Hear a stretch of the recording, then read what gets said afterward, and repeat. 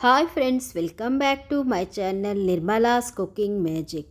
ఈరోజు వీడియో వచ్చేసి గుడిలో ప్రసాదంగా పెట్టే చింతపండు పులిహోరని ఈజీగా పర్ఫెక్ట్ టేస్ట్తో ఎలా చేయాలో క్లియర్గా చూపించబోతున్నా.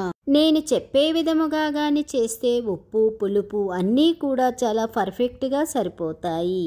పండగల టైంలో మనం రుచి చూడకుండానే ప్రసాదముగా పులిహోరని చేస్తుంటాము కదా. సో అంత హడావడిలో కూడా చిటికలో ఈ టెంపుల్ స్టైల్ పులిహోరని చేసేయచ్చు. మరి ఆలస్యం ఎందుకు, ఎలా చేయాలో చూసేద్దాం రండి. ముందుగా ఈ పులిహోర కోసం నేను ఇక్కడ 2 కప్పుల బియ్యాన్ని తీసుకుంటున్నా. ఇలా తీసుకున్న బియ్యాన్ని 2-3 సార్లు బాగా కడుక్కోవాలి.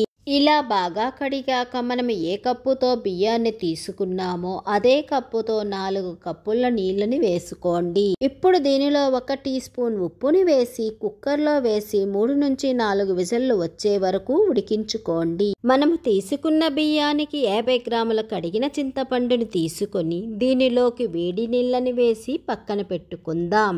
ఈ టెంపుల్ స్టైల్ పులిహోర కోసం ఒక పౌడర్ని ప్రిపేర్ చేసుకుందాం. దానికోసం ఒక ప్యాన్ని వేడి చేసి దానిలోకి 1/2 టీ స్పూన్ మెంతులు, 1 టీ స్పూన్ మిరియాలు, 1½ టీ స్పూన్ ధనియాలు, 1/2 టీ స్పూన్ జీలకర్రని వేసి దోరగా వేయించుకోండి. ఇవి ఫ్రై అయినాక దీనిలో 2 టీ స్పూన్ల నువ్వులను వేసి దోరగా వేయించుకోండి. దీనిలో మనము మెంతులని వాడడం వలన పులిహోర యొక్క టేస్ట్ ఎన్హాన్స్ అవుతుంది కానీ అసలు చేదు ఉండదు.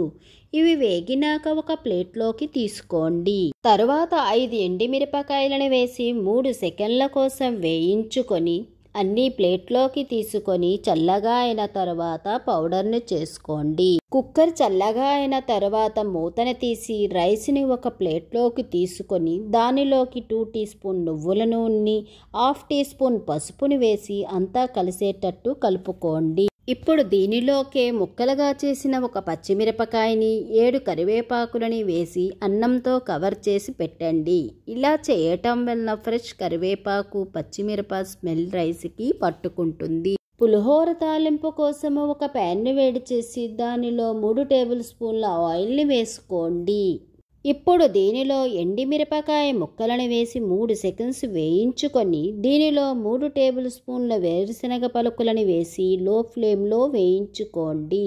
వేరుశనగ పప్పులు వేగిన తరువాత దీనిలో 2 టేబుల్ స్పూన్ల శనగపప్పు, 1 టేబుల్ స్పూన్ మినపపప్పు, 1½ టీ స్పూన్ ఆవాలను వేసి లో ఫ్లేమ్లో 2 నిమిషములు వేయించుకోండి. పప్పులు వేగినాక దీనిలో 2 పచ్చిమిరపకాయలని, 10 కరివేపాకులను వేసి 1 నిమిషం వేయించుకొని స్టవ్ను ఆఫ్ చేయండి. ఇప్పుడు ఈ తాలింపులో సగం తాలింపుని చల్లగా చేసుకుంటున్న రైసులోకి తీసుకోండి. ఇలా వేయటం వల్ల మనము తింటున్నప్పుడు పప్పులు కరకరలాడుతూ ఉంటాయి. నానబెట్టిన చింతపండు నుంచి నీరు ఎక్కువ వేయకుండా చిక్కని పల్పుని తీసుకోండి. ఈ చిక్కటి పల్పుని మిగిలిన సగం తాలింపులో వేసుకోండి.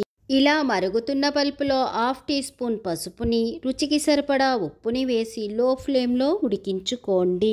ఇలా ఉడుకుతున్న దానిలో 1 పచ్చిమిరపకాయని, 5 కరివేపాకులని, చిన్న బెల్లం ముక్కని వేసి కలిపి 3 నుంచి 4 నిమిషములు ఉడికించుకోండి.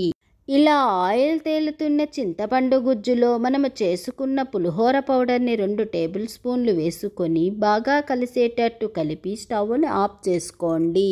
ఇప్పుడు ఈ చింతపండు గుజ్జుని చల్లగా చేసుకున్న రైస్లోకి వేసి రైస్ అంతా కలిసేటట్టు బాగా మిక్స్ చేసుకోండి. అంతేనండి, కమ్మని రుచితో మన టెంపుల్ స్టైల్ పులిహోర తయారయ్యింది. మీరు కూడా నేను చెప్పిన ఈ పులిహోరని మీ ఇంట్లో తప్పకుండా ట్రై చేసి చూడండి. డెఫినెట్గా మీ ఇంట్లో వాళ్ళందరికీ నచ్చుతుంది.